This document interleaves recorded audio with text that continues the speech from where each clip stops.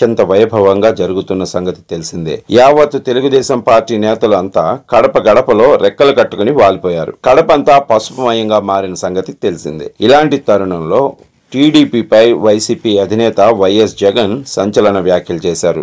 ఎన్నికలు ఎప్పుడు వచ్చినా చంద్రబాబు నాయుడిని ప్రజలు ఈ పక్క తంతే ఆ పక్క పడతాడు అంటూ వైఎస్ జగన్ చురకలంటించారు. వచ్చే ఎన్నికల్లో టీడీపీకి కనీసం డిపాజిట్ కూడా రాదు అని వైసీపీ అధినేత వైఎస్ జగన్ జోస్యం చెప్పారు.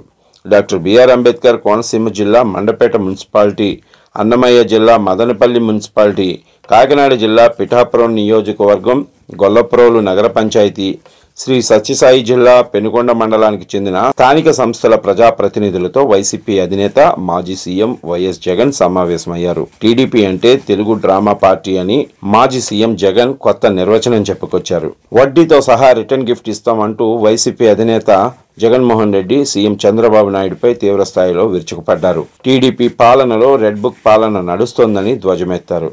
మీ ఇష్టం వచ్చిన బుక్ లో పేరు రాసుకోండి అని జగన్ కార్యకర్తలకు చెప్పుకొచ్చారు. మనం వచ్చాక వడ్డీతో సహా రిటర్న్ గిఫ్ట్ ఇస్తామని అన్నారు. అన్యాయం చేసిన వాళ్లకు మాత్రమే కాదు, కుట్రలు పన్నుతూ చేయించిన వాళ్లకు కూడా సప్త సముద్రాల అవతల ఉన్న పట్టుకొచ్చి శిక్షిస్తామని వైసీపీ అధినేత వైఎస్ జగన్ హెచ్చరించారు. జగన్ 2.0లో సంక్షేమం అభివృద్ధి కంటే కార్యకర్తలకే అత్యధిక ప్రాధాన్యత ఇస్తానని వైసీపీ అధినేత వైఎస్ జగన్ చెప్పుకొచ్చారు. కూటమి అధికారంలోకి వచ్చిన తర్వాత వైసీపీ కార్యకర్తలపై తప్పుడు కేసులు, అక్రమ కేసులు పెడుతున్నారని వైసీపీ అధినేత జగన్ ఆరోపిస్తున్నారు. మంగళగిరిలోని టీడీపీ కేంద్ర కార్యాలయంపై దాడి కేసులో మాజీ ఎమ్మెల్యే ఆళ్ల రామకృష్ణారెడ్డిపై అక్రమ కేసు పెట్టినట్లు ఆరోపించారు. టీడీపీ హయాంలో చట్టం, రాజ్యాంగం ఉల్లంఘనకు గురవుతున్నాయని మండిపడ్డారు. ఎన్నికలు ఎప్పుడు వచ్చినా చంద్రబాబుని ప్రజలు ఈ పక్క తంతే ఆ పక్క పడతారని, కనీసం వచ్చే ఎన్నికల్లో టీడీపీ అభ్యర్థులకు డిపాజిట్లు కూడా దక్కవు అని చెప్పుకొచ్చారు. మరోవైపు మాజీ మంత్రి కాకాని గోవర్ధన్ రెడ్డి అరెస్టు పైన వైసీపీ అధినేత జగన్ తీవ్ర వ్యాఖ్యలు చేశారు. కాకాని గోవర్ధన్ రెడ్డి అరెస్ట్ అక్రమం అని చెప్పుకొచ్చారు. ఇల్లీగల్ మైనింగ్ లేదని అధికారులు రిపోర్ట్ ఇచ్చినా మాజీ మంత్రి కాకానిని అక్రమంగా అరెస్ట్ చేశారని వైఎస్ జగన్ ధ్వజమెత్తారు. వైసీపీ హయాంలో ప్రతిపక్ష పార్టీలు అని కూడా చూడలేదు అని చెప్పుకొచ్చారు. మన పార్టీ వాళ్ళు కాదని మన ఎమ్మెల్యేలు వద్దు అన్న ప్రతిపక్ష ఎమ్మెల్యేలకు సైతం మంచి చేయించామని వైఎస్ జగన్ చెప్పుకొచ్చారు.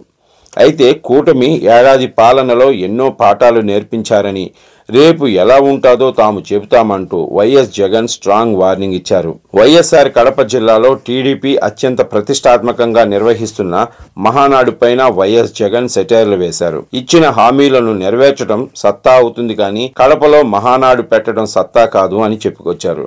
ఎన్నికల ప్రచారంలో ఇచ్చిన హామీలు నెరవేరిస్తే అదే నిజమైన సత్తా అవుతుందని, అంతేగాని మహానాడులో జగన్ను తిట్టడం సత్తా ఎలా అవుతుంది అని వైఎస్ జగన్ నిలదీశారు.